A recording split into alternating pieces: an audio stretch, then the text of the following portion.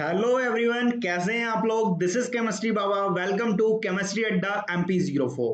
आज इस वीडियो में हम बात करेंगे कि एक दिन में हम पूरी केमिस्ट्री को किस तरह से रिवाइज करें। आप जानते हैं नीट और जेई हमारे बहुत नजदीक हैं, तो उनमें ये बहुत जरूरी हो जाता है कि एक दिन में हम एक चैप्टर को पूरी तरीके से रिवाइज करें। जो लास्ट की 3 डेज होंगे उनमें हम एक दिन में केमिस्ट्री रिवाइज करेंगे, एक दिन में फिजिक्स रिवाइज करेंगे और एक दिन में बायो या मैथ्स रिवाइज करेंगे। तो आज हम बात करने वाले हैं कि एक दिन में हम केमिस्ट्री को किस तरह से रिवाइज करें।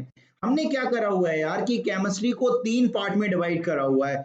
आप सोच रहे होंगे इनऑर्गेनिक, ऑर्गेनिक या फिजिकल, इस तरह से नहीं। हमने जो केमिस्ट्री को डिवाइड किया है वो डिवाइड किया है ऑन द बेसिस ऑफ कि कितना ड्यूरेशन लगता है, कितना टाइम लगता है चैप्टर को पढ़ने में, कि आपका चैप्टर कितना बड़ा है और कितना छोटा है। तो इस बेसिस पर हमने केमिस्ट्री को 3 पार्ट में डिवाइड कर दिया है। पहला लार्ज चैप्टर्स, दूसरे मिडिल चैप्टर, मीडियम चैप्टर्स और लास्ट में स्मॉल चैप्टर्स। तो आपकी पूरी केमिस्ट्री में स्मॉल चैप्टर सबसे ज्यादा है, फिर मीडियम नंबर में, और सबसे कम का जो नंबर है वो है लार्ज चैप्टर। लार्ज चैप्टर की अगर बात करें तो हमारी पूरी केमिस्ट्री में लार्ज चैप्टर निकल के आते हैं केमिकल थर्मोडायनेमिक्स क्लास 11, इक्विलिब्रियम जिसमें केमिकल और आयनिक दोनों इन्वॉल्व है, chemical bonding, electrochemistry, coordination compound, GOC2 and P block. ठीक है, ये बड़े चैप्टर्स हैं। मीडियम चैप्टर पर अगर मूव करें जिनमें कम टाइम लगता है as compare to large chapters, तो वहां पर हमारे निकल के आते हैं mole concept, atomic structure, periodic table, chemical kinetics, solid state, GOC1, isomerism and solution. Small chapter की अगर बात करें तो स्मॉल चैप्टर हमारे पास हैं polymers, biomolecules, chemistry in everyday life, environmental chemistry, metallurgy, state of matter, redox reaction, hydrogen, D and F block and IUPAC nomenclature. तो ये total हमारे पास केमिस्ट्री के चैप्टर्स हैं। अब बात आती है कि हम किस चैप्टर में कितना टाइम दें। तो अगर स्मॉल चैप्टर्स की अगर बात करें तो एक चैप्टर में जो एवरेज टाइम लगना चाहिए वो लगना चाहिए 15 to 20 मिनट्स। 15 से 20 मिनट के अंदर जो स्मॉल चैप्टर है वो आपका रिवाइज हो जाना चाहिए। मीडियम चैप्टर्स में जो आपका टाइम लगना चाहिए वो लगना चाहिए लगभग 30 मिनट्स के लगभग, 25 से 30 मिनट्स के लगभग आपका टाइम लगना चाहिए। और लार्ज चैप्टर में जो आपका टाइम लगना चाहिए वो 30 से 40 मिनट लगना चाहिए, ये ध्यान रखेंगे। ठीक है, तो वो आपके ऊपर डिपेंड भी करता है कि आपने उस चैप्टर को कितना अच्छे से पढ़ा है। आपने अगर अच्छे से पढ़ा है तो वो आप कम टाइम में भी रिवाइज कर सकते हो। अगर आपने उसे थोड़ी सी कम मन से पढ़ा हुआ है, ठीक है, आपको उस टाइम पे समझ नहीं आया, तो आपको ज्यादा टाइम लगेगा। नॉर्मल सी बात है, वो पर्सन टू पर्सन क्या होगा, वेरी होगा। लेकिन याद रखेंगे कि हमें पूरी केमिस्ट्री को रिवाइज करना है तो कुछ इस तरह से बना लेना अपना कि एक चैप्टर, जैसे ही आप सुबह उठते हो, जब आपके पास एनर्जी होती है तब आप लार्ज चैप्टर करो, फिर एक मीडियम कर लो, उसके साथ एक छोटा सा कर लो।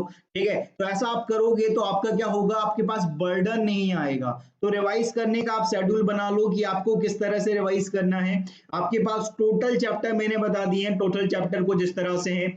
आपको ऐसा नहीं करना है कि एक दिन आप फिजिकल कर रहे हो, एक दिन आप इनऑर्गेनिक कर रहे हो और एक दिन आप ऑर्गेनिक कर रहे हो। ऐसे करोगे तो कुछ ना कुछ छूट जाएगा। आप क्या करें, तीनों को एक साथ पढ़ने की कोशिश करें। इसलिए मैंने आपको छोटे, सबसे बड़े और सबसे छोटे टॉपिक्स आपको बता दिए गए हैं। आपको एक एवरेज टाइम भी बता दिया गया है कि आपको मिनिमम इतना एवरेज टाइम आपको देना पड़ेगा इस चैप्टर्स में। ठीक है, तो आप अगर इस तरह से रिवाइज करोगे तो 10 से 11 घंटे में आपका पूरा केमिस्ट्री रिवाइज हो जाएगा। आपको 10 से 12 घंटे आपको देने ही पड़ेंगे रिवाइज करने के लिए, ये ध्यान रखें। ठीक है, तो आप अपना शेड्यूल बनाएं 3-3 घंटे की, आप जो भी बना सकते हो कि 3-3 घंटे आप बैठ सकते हो, या तो भी आपकी सेटिंग कैपेसिटी है उस बेसिस पर।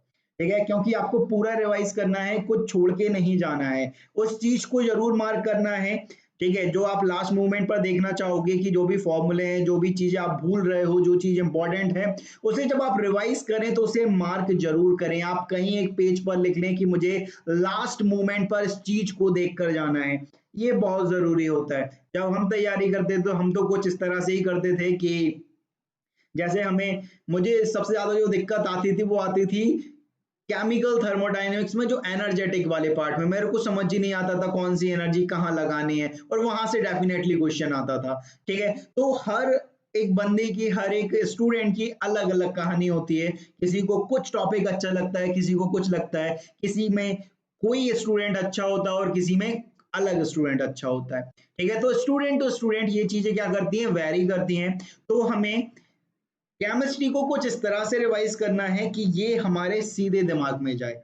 ठीक है, तो जो भी फॉर्मूले से आप रिवाइज कर रहे हो या शॉर्ट नोट से रिवाइज कर रहे हो, आपने अगर शॉर्ट नोट्स बनाए होंगे तो इस टाइम पे ये बहुत मददगार होंगे आपके लिए। मैं हमेशा से पहले से कहता आ रहा था कि शॉर्ट नोट बहुत जरूरी होते हैं। जब आपका एग्जाम एकदम आपके सर पे होता है ना, तो शॉर्ट नोट्स आपके लिए बहुत मददगार होते हैं। ठीक है, तो जितने भी शॉर्ट नोट्स बनाए हुए हैं उन शॉर्ट नोट्स को बहुत थरोली पढ़ें। ठीक है, आपको बहुत मददगार होंगे एग्जाम में, आपके जस्ट क्लिक कर जाएगा अगर आपने शॉर्ट नोट्स बनाए हुए हैं। तो पूरा चैप्टर आप एक पेज में आप कर लेते हो जब शॉर्ट नोट्स बनाते हो।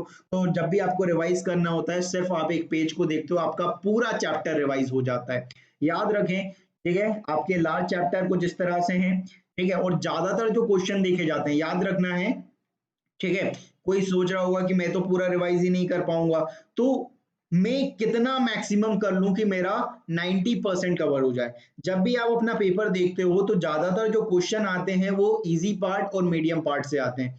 तो आपका लार्ज पार्ट होता है, ठीक है, जो आपका लार्ज पार्ट होता है, जो डिफिकल्ट क्वेश्चन बनाता है, वो आपका रैंक बूस्ट करता है। ये ध्यान रखना है, ये जो टॉपिक्स हैं, ये जो टॉपिक्स हैं लार्ज वाले, वो आपकी रैंक को बूस्ट करेंगे, ये आपको रैंक को क्या करेंगे, बूस्ट करेंगे, ये ध्यान रखना है। और ये दोनों, ठीक है, ये दोनों स्मॉल और लार्ज, ये आपको सिलेक्शन करवाएंगे, आपको क्या करवाएंगे, सिलेक्शन करवाएंगे। तो हमें पहले सिलेक्शन करना है, फिर रैंक बूस्ट करनी है। तो सबसे पहले आप स्मॉल और मीडियम चैप्टर को उठाओ, उसके साथ साथ आप लार्ज चैप्टर भी ले सकते हो। ठीक है, जैसे आपने पॉलीमर और मोल कंसेप्ट उठाया, इसके साथ में आप क्या ले सकते हो, केमिकल इक्विलिब्रियम या आयनिक इक्विलिब्रियम को आप कवर कर सकते हो। आपको तीनों को कवर करना है। मैं ये नहीं कह रहा हूं कि इन दोनों को रिवाइज करके जाना है, इनको रिवाइज करके नहीं जाना, नहीं, पूरा सिलेबस हम रिवाइज करके जाएंगे और इस तरह से जाएंगे कि हमारी कोई चीज छूटे नहीं। ठीक है, अपन क्या करते हैं, जल्दी जल्दी में बहुत इंपॉर्टेंट चीज को पढ़ना ही भूल जाते हैं। तो कभी भी ऐसा ना करें, जब भी आप केमिस्ट्री को रिवाइज करें बहुत कूल होकर करें। ठीक है, ऐसा कूल नहीं भाई, ठीक है, दिमाग से एकदम शांत होकर उसको रिवाइज करें। और जब आप ऐसा करोगे, जब आप एक दिन में पूरा रिवाइज कर लोगे ना, तो आपको इतना अच्छा लगेगा कि यार मेरा पूरा रिवाइज हो चुका है। तब आप सोचोगे कि यार और कुछ तो नहीं बचा है, इसलिए पहले लिस्ट बनाए, फिर उसके अकॉर्डिंग आप काम करें। अगर आपके पास लिस्ट नहीं होगी तो ये सुनिश्चित सी बात है कि आप कुछ ना कुछ छोड़ जाओगे, और जो छोड़ के जाओगे वही एग्जाम में आता है, ये तो भाई सत्यता है। ठीक है, तो इस तरह से आपको रिवाइज करना है। आप केमिस्ट्री रिवाइज करें, आपके पास जो भी डाउट आ रहे हो केमिस्ट्री से रिलेटेड वो हमें कमेंट करें, हम उन डाउट को सॉल्व करने की पूरी कोशिश करेंगे। ठीक है, तो इस तरह से रिवाइज करना है। मिलते हैं नेक्स्ट वीडियो में, लेकिन जाने से पहले क्या करना है, लाइक शेयर और सब्सक्राइब करना नहीं भूलना है। मिलते हैं नेक्स्ट वीडियो में।